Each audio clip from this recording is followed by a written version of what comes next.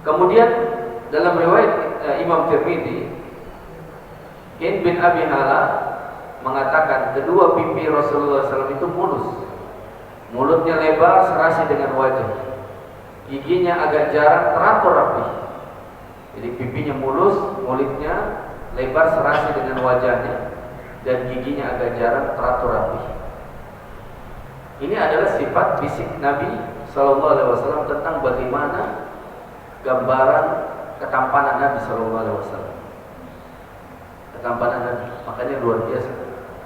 Di dalam diri Nabi itu terkumpul banyak keutamaan. Dari sisi fisik beliau adalah orang yang sangat indah fisik, tampilan fisik.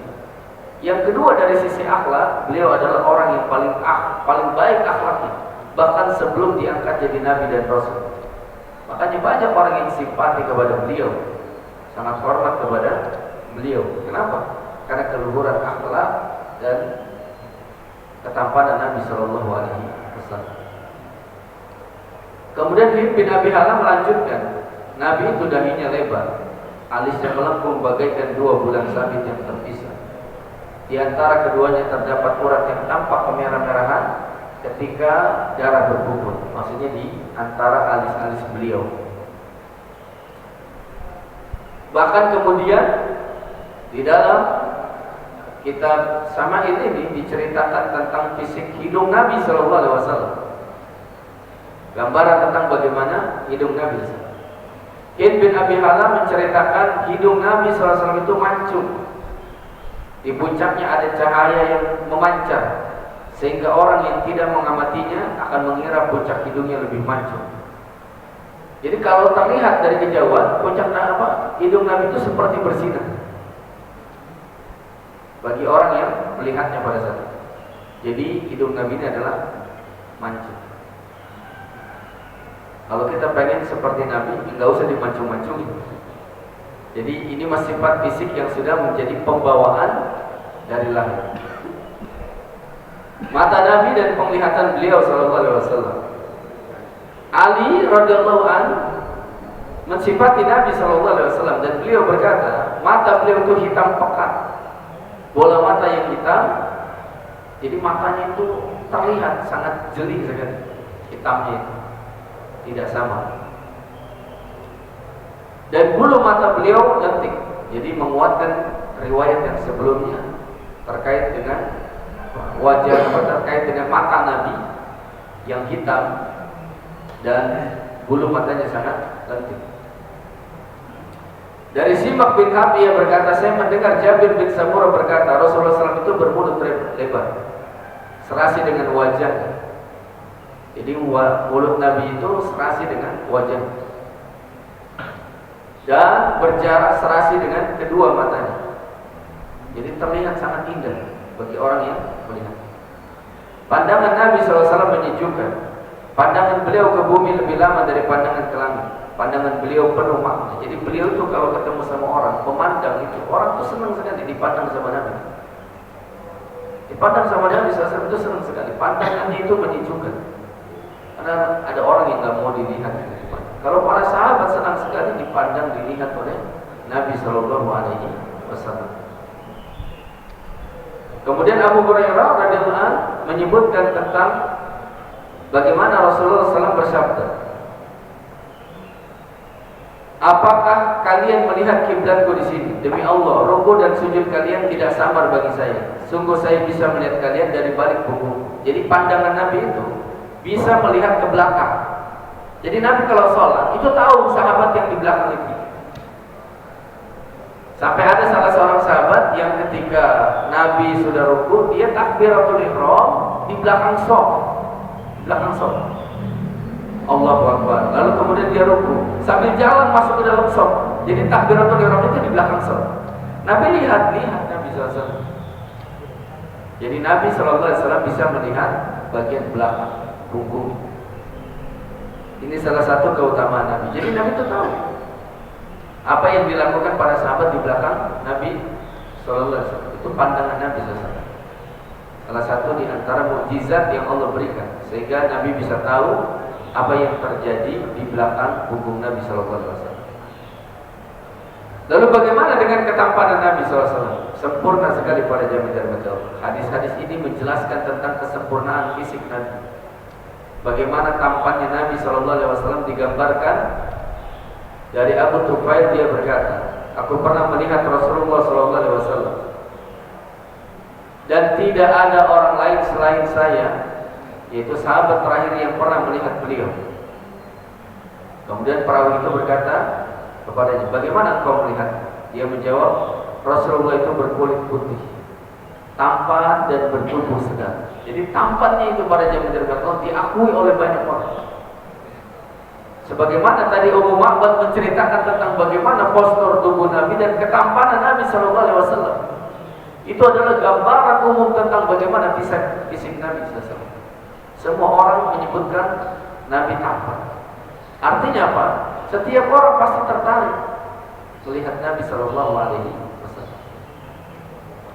Namun ketampanan Nabi tidak menimbulkan fitnah. Tidak menimbulkan fitnah.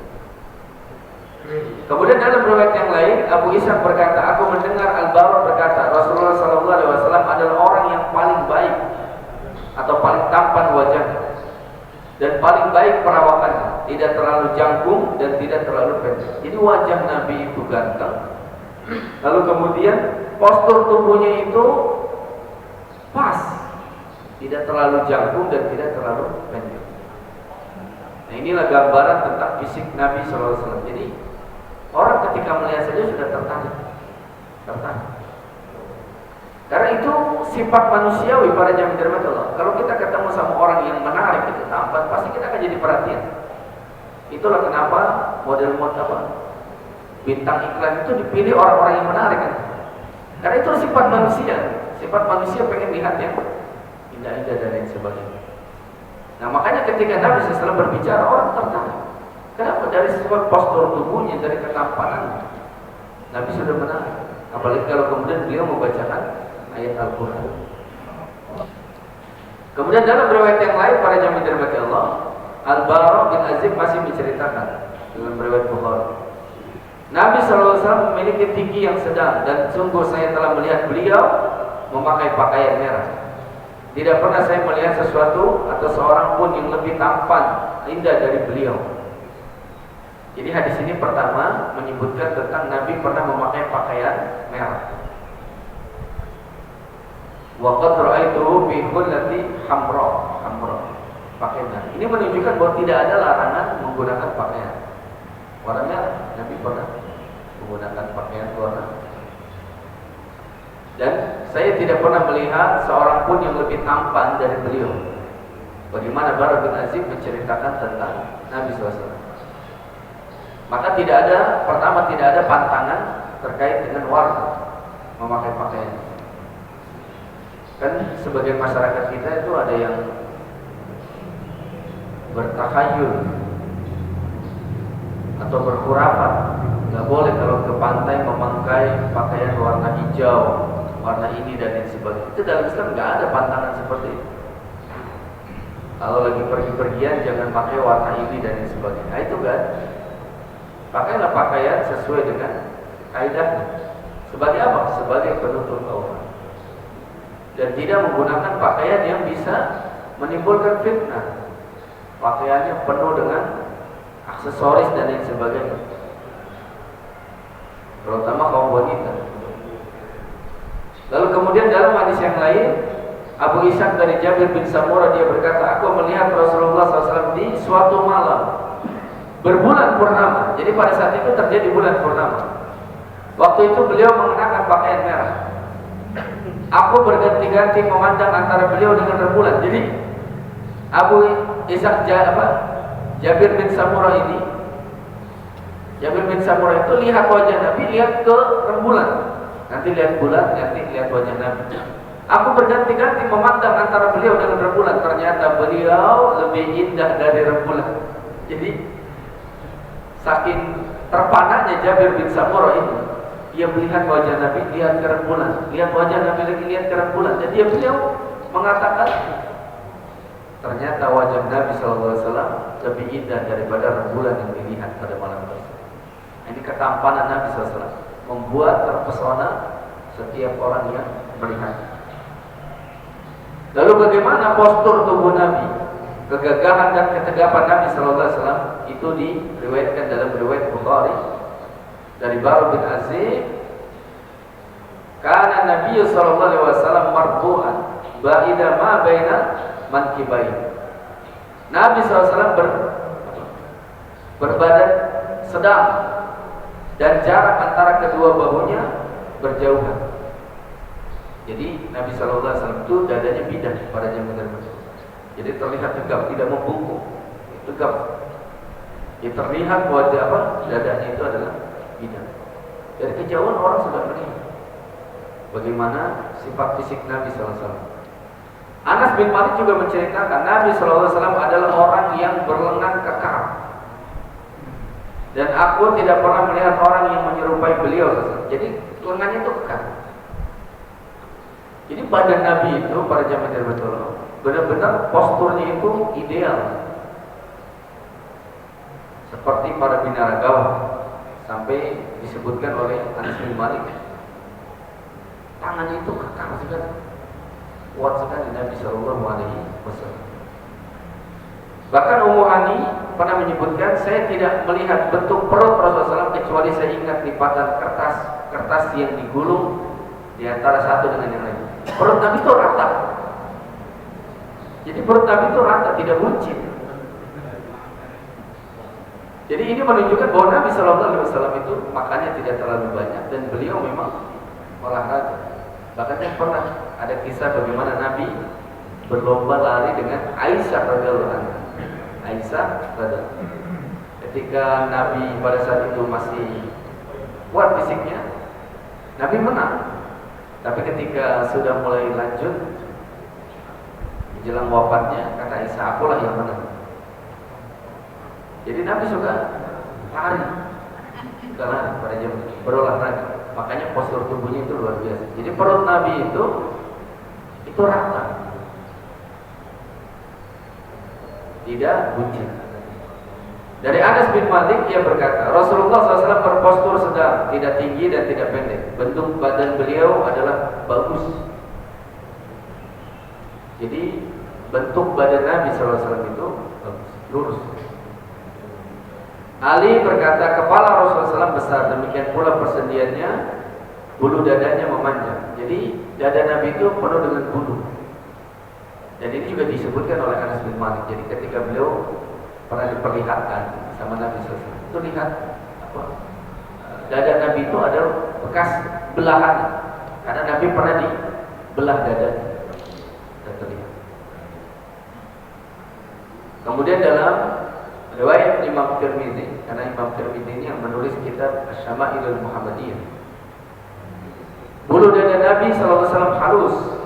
Hid bin Abi Halam menceritakan bulu dada Nabi halus, lehernya mulus dan tegak bagaikan leher kening.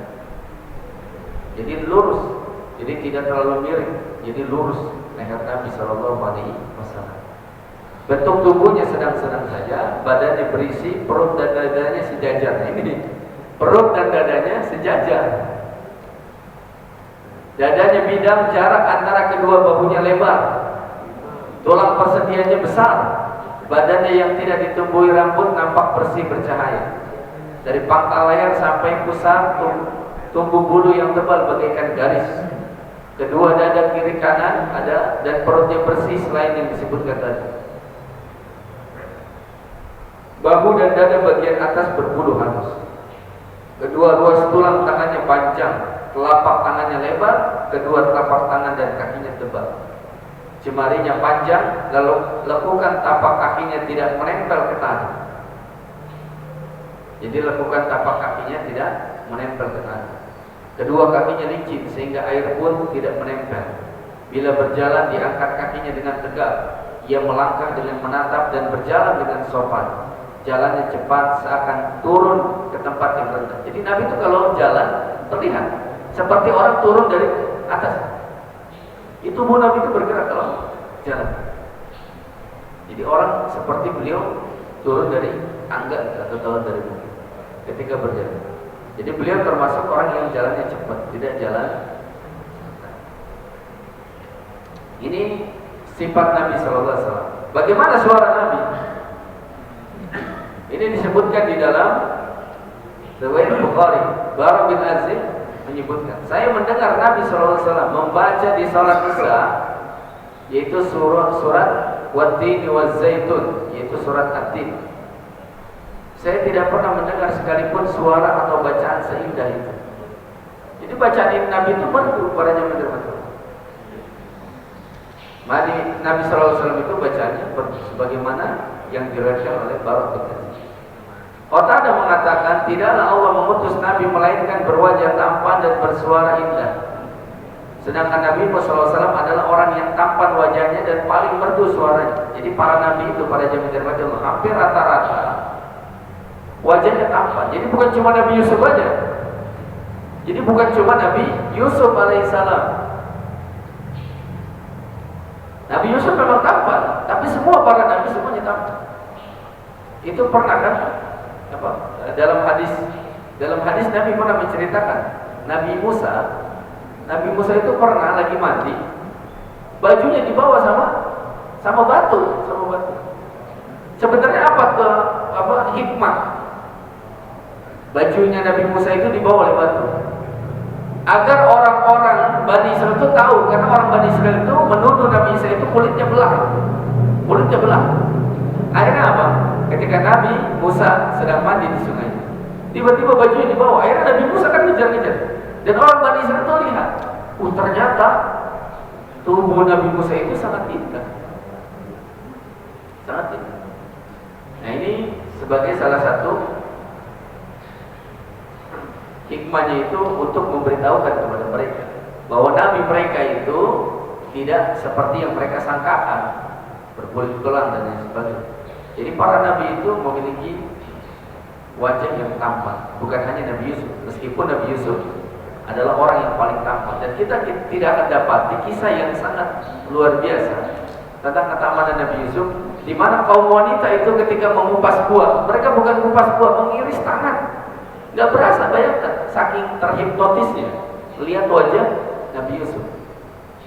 Terpotong tangan, dikasih buah sama pisau. Saking terhipnotis itu melihat ketampanan Nabi.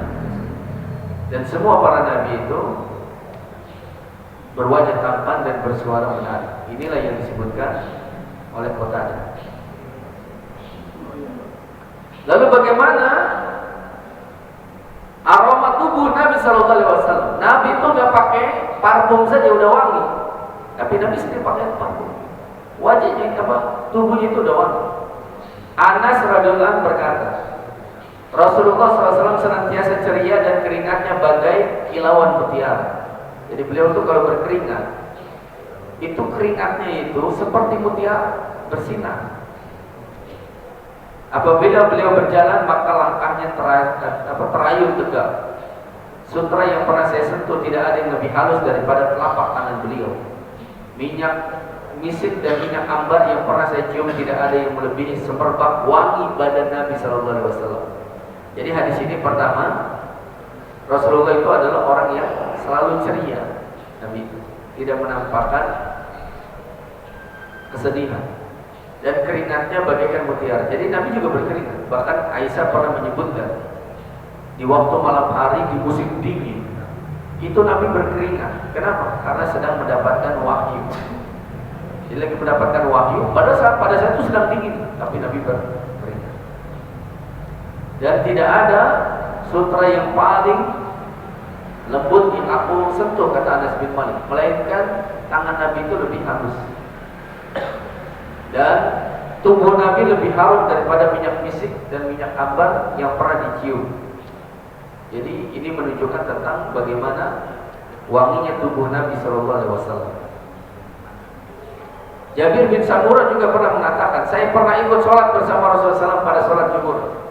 Setelah itu beliau keluar untuk menemui istrinya, dan saya pun turut menyertainya. Kemudian beliau disambut oleh beberapa anak kecil, dan beliau pun segera mengusap kedua pipi mereka secara bergantian. Jadi Nabi mengusap pipi anak-anak.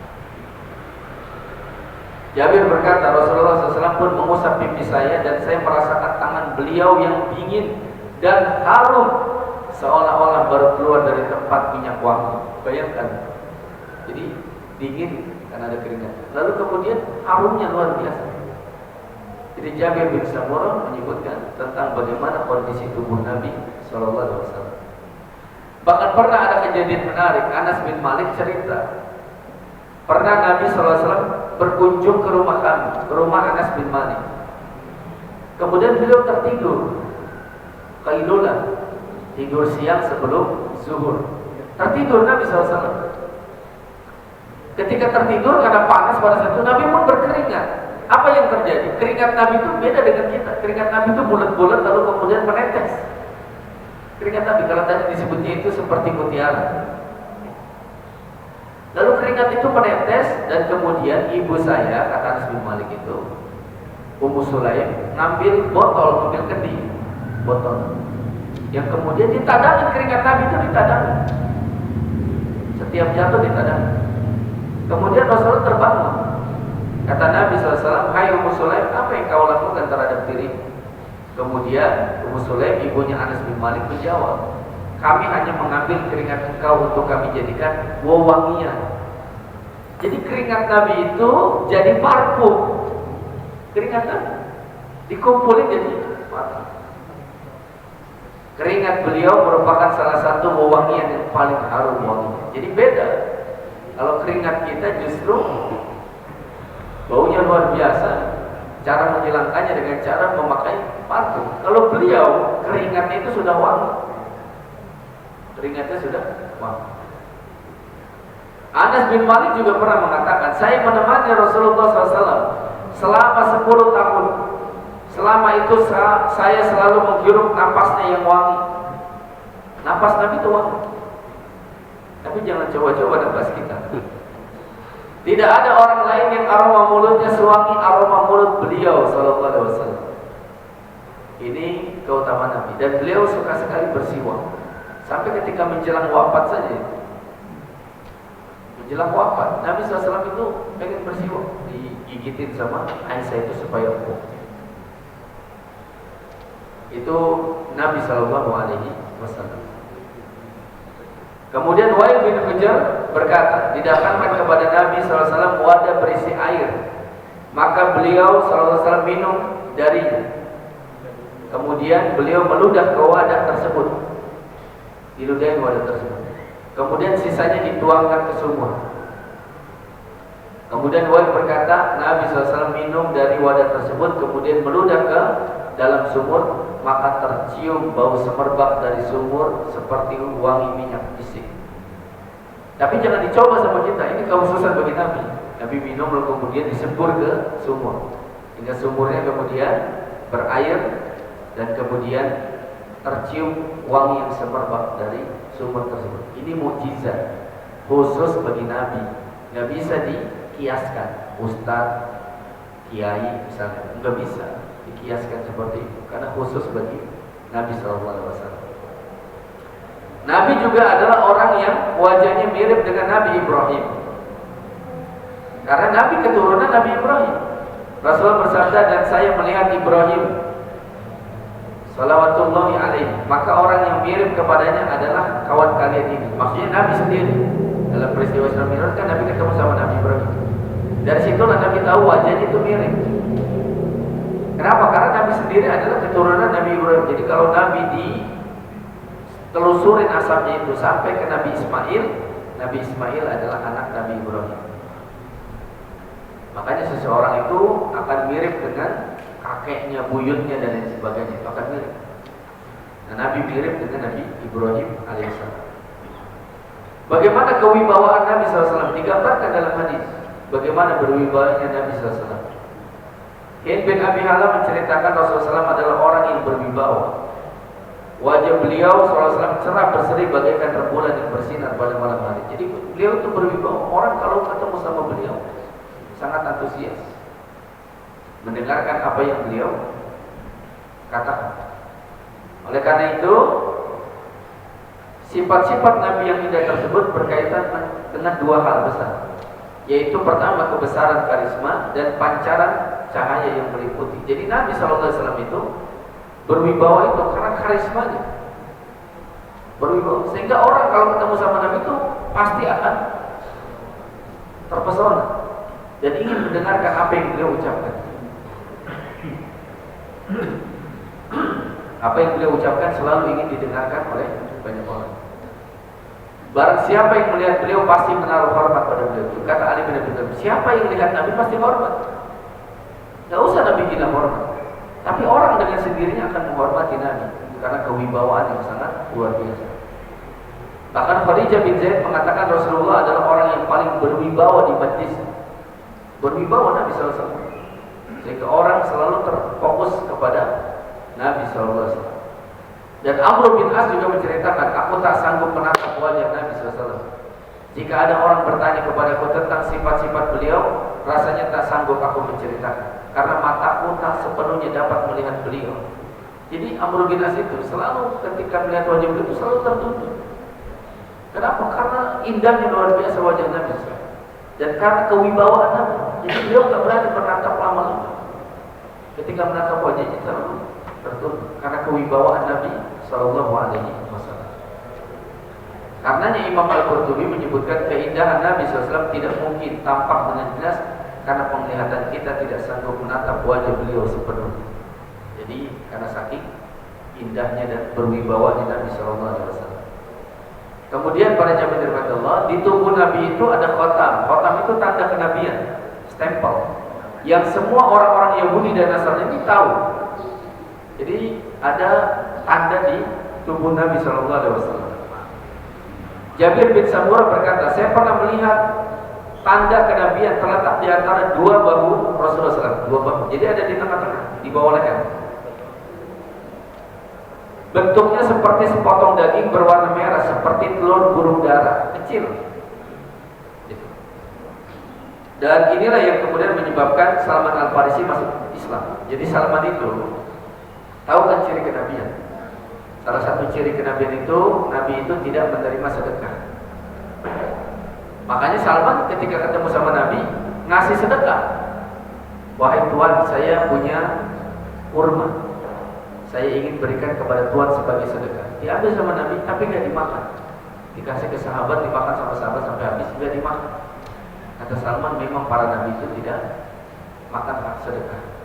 Yang kedua, ketika Nabi sedang mengantarkan jenazah, Salman Al-Farisi itu lihat-lihat punggung Nabi, diperlihatkan sama Nabi. Saat itu juga Salman Al-Farisi masuk Islam. Jadi ada khotam, tanda kenabian di punggung Nabi SAW. Hanya para ulama selisih, apakah tanda kenabian itu sudah ada sejak Nabi lahir atau tidak? Sebagian mengatakan Nabi SAW telah memilikinya sejak lahir.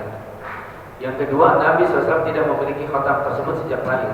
Malaikat baru memberikannya saat pembelahan dada pertama, yaitu ketika di rumah kalimat saja. Yang ketiga, Nabi SAW telah memiliki sejak lahir. Sudah ada tuh tanda itu sejak lahir, namun tidak terlalu nampak dan diperjelas oleh malaikat pada pembelahan dada pertama. Jadi sebenarnya udah ada, tapi nggak nampak waktu masih kecil. Ketika Nabi sudah dibelah dadanya, mulailah kemudian tampak ciri-ciri kenabian tersebut. Sebut khotam. Dan para pendeta Yahudi dan Nasrani itu tahu tentang ciri kenabian Nabi Muhammad SAW. Nah, apa keutamaan mempelajari sifat fisik Nabi SAW? Yang pertama, semakin mengetahui keistimewaan dan kesempurnaan ciptaan dan karunia Allah pada diri Nabi. Jadi kita tahu, oh ternyata Nabi itu bukan biasa. Nabi itu luar biasa. Dari fisiknya saja Allah Subhanahu wa Ta'ala menyebutkan tentang bagaimana keutamaan. Fisiknya penuh dengan keutamaan. Dan Imam Qadiyat menyebutkan bahwa keunggulan karakter seorang dapat dikelompokkan menjadi dua kategori. Di antara dua karakter orang itu, pertama karakter bawaan yang menjadi bagian integral dalam kehidupan dunia. Karakter bawaan itu fisiknya, wajahnya, telinganya, hidungnya, tadi disebutkan rambutnya, postur tubuhnya. Itu karakter bawaan, nggak bisa dibikin-bikin. Makanya nggak boleh kita mengubah-ubah ciptaan Allah. Pengen mancung, akhirnya kemudian di operasi plastik pakai ember misalnya. Akhirnya menyok hidungnya kan, nggak sesuai, kena panas gitu malah menyok. Lalu kemudian alisnya dicukur, makanya kan nggak boleh mencukur alis. Lalu kemudian ditanam tanam alis dan lain sebagainya. Kemudian supaya pipinya kelihatan lancip dan lain sebagainya, janggutnya, itu termasuk hal yang diharapkan, tidak boleh. Karena itu adalah karakter bawaan, tidak boleh dibuat-buat. Yang kedua, ada karakter yang bisa diusahakan. Yang sebagian yang ini bisa diusahakan karakter ini, yaitu sifat pada zaman dermawan, kedermawanan, kejujuran, sifat santun, itu karakter. Dan itu bisa diubah. Bisa diubah. Umar bin Khattab terkenal dengan kekerasannya. Umar bin Khattab terkenal dengan kebengisan. Ketika masuk Islam, tetap dengan karakter kerasa, tapi karakter kerasa itu disalurkan kepada yang benar. Jadi santun, berbicaranya pun baik. Artinya apa? Itu bisa dirubah karakter itu. Karakter sifat itu bisa dirubah. Makanya nggak ada istilah karakter orang nggak bisa dirubah. Bisa dirubah. Karena itu adalah akhlak, proses pembiasaan, dan kita bisa berubah diri kita dengan ke arah yang lebih baik. Kemudian Imam Qadi bin Iyad menyebutkan 2 poin di atas dalam irisan karakter yang murni bawaan dan karakter murni yang diusahakan. Karakter yang merupakan kombinasi dari keduanya. Jadi ada karakter murni yang jadi bawaan. Sifat fisik kita ini adalah bawaan. Tinggi kita, kurus dan gemuknya kita dan lain sebagainya, ini bawaan dari Allah Subhanahu wa taala. Namun ada karakter yang bisa diusahakan, seperti sifat-sifat. Adapun karakter bawaan adalah seperti keindahan fisik, kecerdasan, kelengkapan anggota badan, nasab. Nasab itu nggak bisa kita rekayasa. Pokoknya saya pengen keturunan Nabi, nggak bisa. Nasab itu kita keturunan bapak kita, kakek kita, nggak bisa direkayasa. Sementara karakter yang perlu diusahakan adalah ilmu. Jadi ilmu itu perlu yang tadinya kita jahil, bodoh, karena menuntut ilmu, hadir di majlis ilmu jadi tahu, jadi ngerti. Karakter, kejujuran bisa dirubah, kedermawanan, kerendahan hati bisa dirubah dengan cara belajar agama, mempelajari sifat-sifat Nabi Sallallahu Alaihi Wasallam. Nah, karakter pada poin ini bisa jadi sudah menjadi bawaan seseorang, namun haruslah diusahakan. Kejujuran, kedermawanan itu adalah sifat-sifat yang perlu diusahakan. Nah, ternyata dalam diri Nabi itu terkumpul semua karakter kebaikan. Fisiknya baik, akhlaknya juga baik. Gimana orang tidak terpesona dengan diri Nabi? Orang-orang Arab jahiliyah pada zaman Rasulullah mendustakan Nabi sebagai Rasul, tapi mereka tidak pernah mendustakan Nabi sebagai orang yang jujur. Nabi berangkat hijrah kemarin kita sudah bahas. Tapi apa yang terjadi? Mereka orang-orang kafir masih menitipkan barangnya kepada Nabi, karena mereka tidak dapati orang yang paling jujur dan amanah kecuali Nabi Muhammad. Sampai Ali tertahan tidak ikut hijrah. Kenapa? Karena diperintahkan sama Nabi untuk mengembalikan barang titipan orang-orang Quraisy. Titipan orang-orang Quraisy. Jadi itulah karakter Nabi Sallallahu Alaihi Wasallam. Allah Subhanahu Wa Taala sempurnakan nabinya yang mulia. Sempurnakan Nabi yang mulia dengan karakter fisik dan karakter sifat. Yang terakhir pada zaman Rasulullah, dengan kita mempelajari fisik Rasulullah SAW akan menambah kecintaan kita kepada Nabi SAW. Anas bin Malik beliau mengatakan bahwa seseorang bertanya kepada Nabi SAW, kapan terjadi kiamat? Rasulullah menjawab, apa yang sudah kau siapkan untuk menghadapi kiamat tersebut? Orang tersebut ini Arab Badui. Aku tidaklah mempersiapkan untuk menghadapi hari kiamat tersebut dengan banyak sholat, dengan banyak puasa dan banyak sedekah. Tetapi yang aku persiapkan adalah aku cinta Allah dan Rasul. Apa kata Nabi? Anta ma'aman ahbabta. Engkau bersama dengan orang yang engkau cintai. Jadi kalau kita mencintai Nabi, kita akan dikumpulkan bersama dengan Nabi. Kalau kita mencintai para sahabat dimasukkan ke dalam surga, kita akan berkumpul dengan para sahabat. Tapi kalau kita cinta kepada orang kafir dimasukkan neraka, mau kita dikumpulkan sama orang-orang kafir.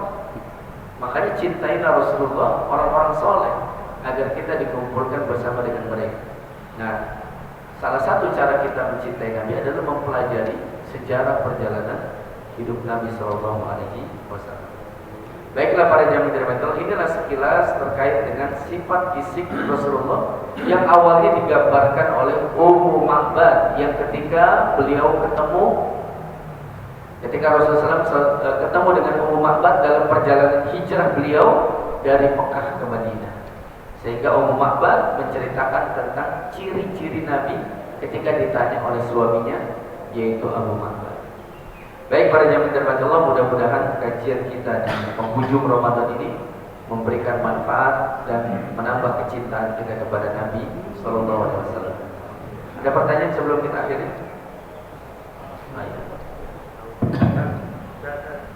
Assalamualaikum warahmatullahi wabarakatuh. Waalaikumsalam warahmatullahi wabarakatuh.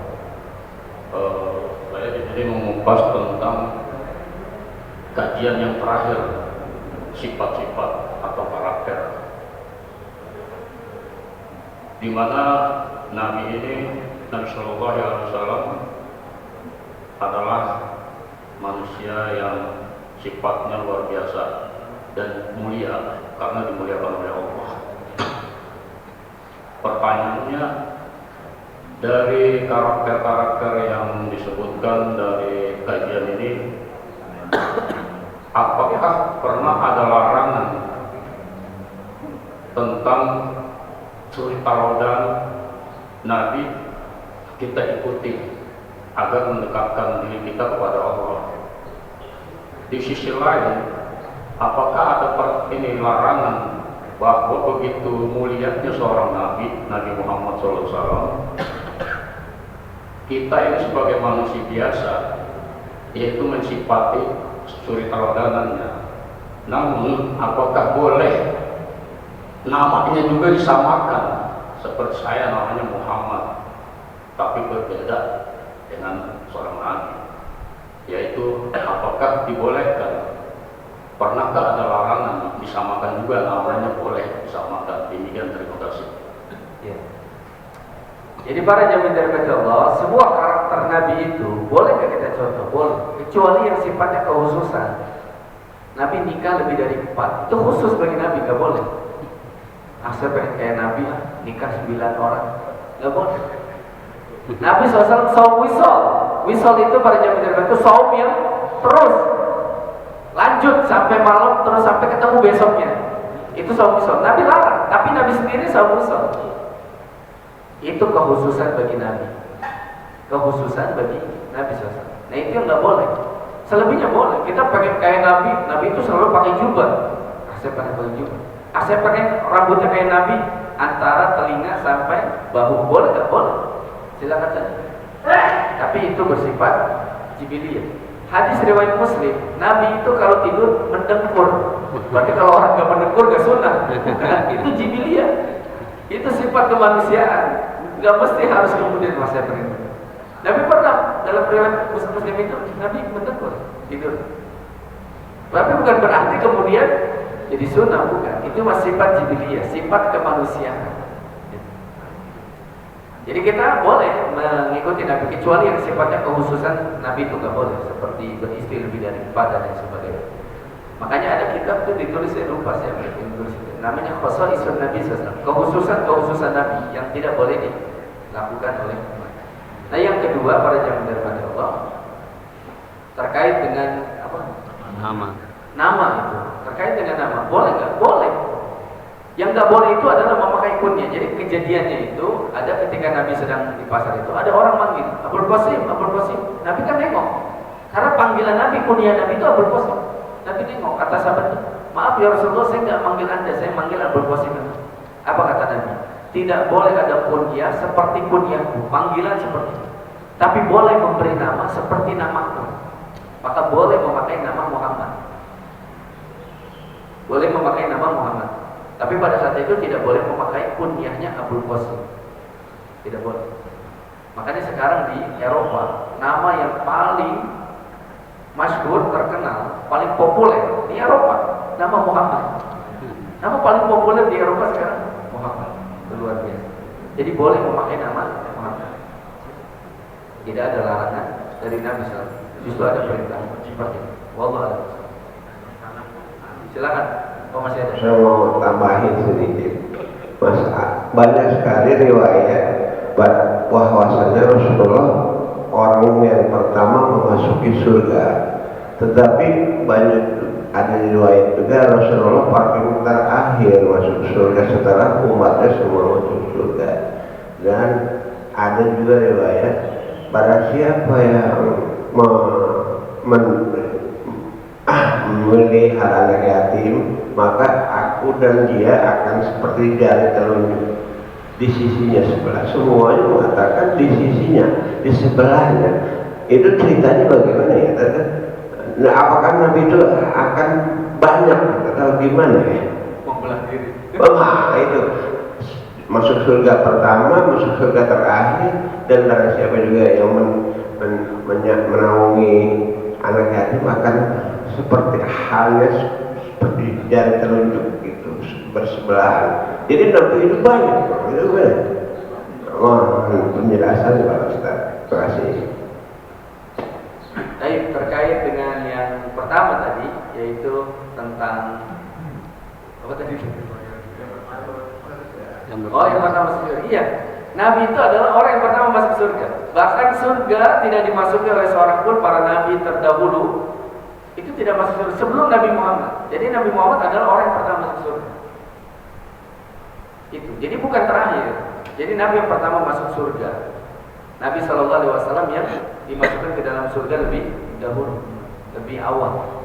Bahkan surga itu tidak dibukakan kecuali telah dimasukkan oleh Nabi SAW. Ini hadis sahih. Jadi bukan terakhir. Ada kisah yang lemah lah dan dibuat-buat gitu, kisah tentang bagaimana Nabi keluar masuk surga dan lain sebagainya. Yang ada Nabi SAW sudah adalah orang pertama dimasukkan ke dalam surga. Dan umat Nabi Muhammad adalah umat yang pertama juga masuk surga dibandingkan dengan umat yang lain.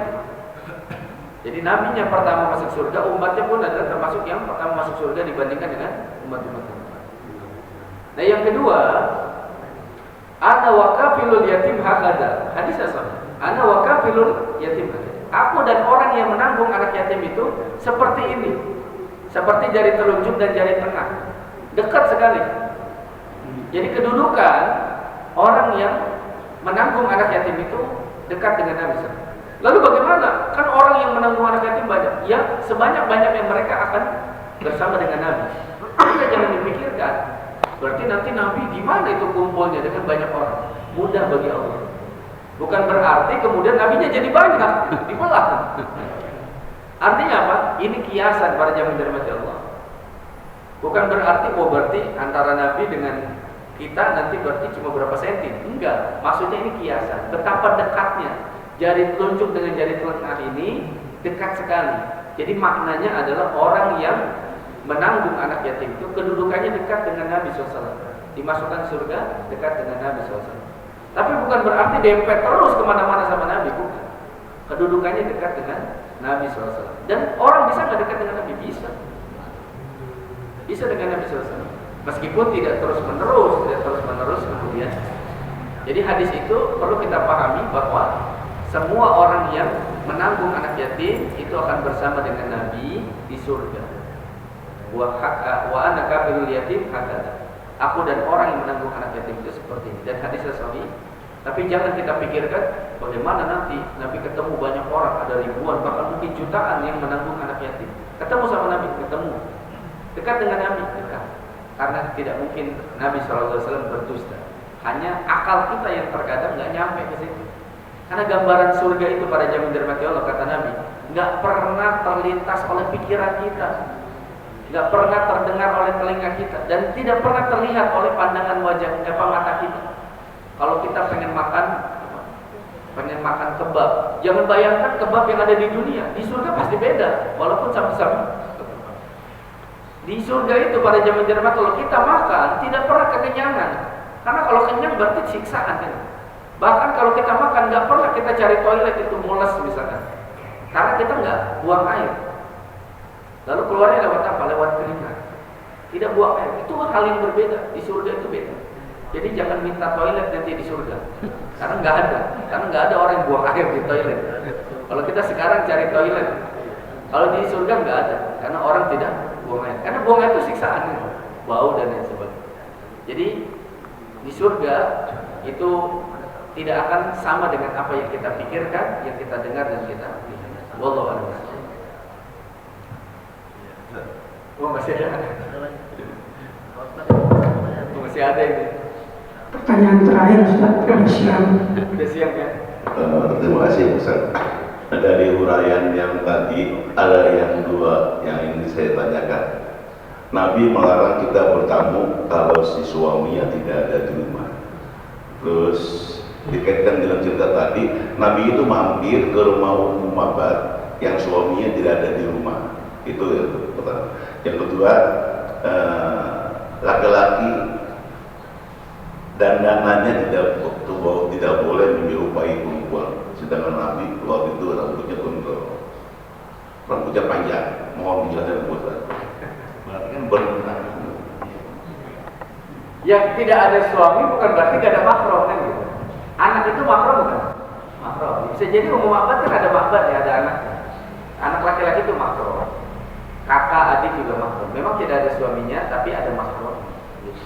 Jadi tidak mesti kemudian seseorang itu ketika tidak ada suaminya lalu kemudian, dan ini pun tidak bertamu sebenarnya. Nabi itu mampir karena memang posisi rumah Ummu Ma'bad itu sebenarnya bukan rumah, kemah, karena dia tinggalnya itu berpindah-pindah. Nah ini kemah karena rumahnya tidak permanen. Jadi boleh dengan adanya mahram, baik anak maupun saudara dan lain sebagainya. Yang kedua terkait dengan Rambut. Oh, rambut panjang. Ya rambut panjang perempuan itu, rambut panjangnya itu bukan sebahu. Fitrahnya itu rambut panjang perempuan itu sampai punggung, sampai punggungnya dia. Nah kita ini tidak menyerupai perempuan kalau panjang sebahu itu. Karena kalau panjang yang melebihi dari bahu, nah itu udah mulai menyerupai perempuan. Tapi ada batasannya. Rambut panjang itu tidak seperti itu. Nabi itu nggak pernah botak kecuali ketika tahallul. Tidak pernah cukur dibotakin kecuali ketika beliau tahallul. Makanya Nabi itu rambutnya panjang. Dan di sana jangan bayangkan ada tukang cukur kan zaman Nabi gitu. Gampang kita cukur tiap bulan. Dan cukurnya itu ya kadang-kadang saja. Sehingga Nabi SAW rambutnya panjang bukan menyerupai wanita. Karena wanita di zaman Nabi rambutnya itu panjang sampai bahunya, sampai sepantat. Sedangkan Nabi rambutnya antara telinga sampai ke bahu. Jadi tidak menyerupai kaum wanita. Justru kalau ada wanita yang rambutnya dipendekin sebahu aja seperti laki-laki. Harusnya rambut wanita itu adalah panjang. Fitrahnya itu adalah panjang. Jadi bukan dibalik. Jadi wanita itu bukan sebahu tapi panjang fitrahnya itu. Makanya dalam kasus Nabi Nabi memandikan putri beliau Zainab itu rambutnya kan dikepang. Karena panjang kaum wanita. Makanya dikepang menjadi 3. Kepangan itu karena rambut wanita panjang. Sedangkan kalau rambut laki-laki bisa dikepang. Kenapa? Karena cuma sebahu maksimal. Jadi itu tidak sama dengan tasabuh dengan wanita, menyerupai wanita. Berbeda. Jadi boleh jadi. Nah yang kedua catatannya, rambut Nabi walaupun sebahu jarang terlihat. Kenapa? Nabi pakai timah penutup kepala, pakai sorban. Seperti itu. Tapi ingat pada zaman dahulu, tidak semua orang yang rambutnya panjang berarti dia seperti Nabi. Karena innamal a'malu binniyat. Kalau penyanyi itu yang pada gondrong-gondrong, itu penyanyi rock, metal dan sebagainya, rambutnya itu ya tidak seperti Nabi. Kenapa? Niatnya beda. Niatnya beda. Tapi kalau kita yang udah ngaji, niatnya karena pengen menyesuaikan dengan Nabi, ya boleh. Innamal a'malu binniyat. Seperti itu. Wallahu a'lam. Cukup ya, mudah-mudahan nanti kita ketemu lagi pada Lebaran. Mudah-mudahan Allah panjangkan umur kita, sehatkan kita dan kita bisa bertemu kembali dalam majlis ini. Mohon maaf, aku qouli hadza wa astaghfirullah li wa lakum. Subhanakallahumma bihamdik, asyhadu an la ilaha illa anta astaghfiruka wa atubu ilaik. Assalamualaikum warahmatullahi wabarakatuh.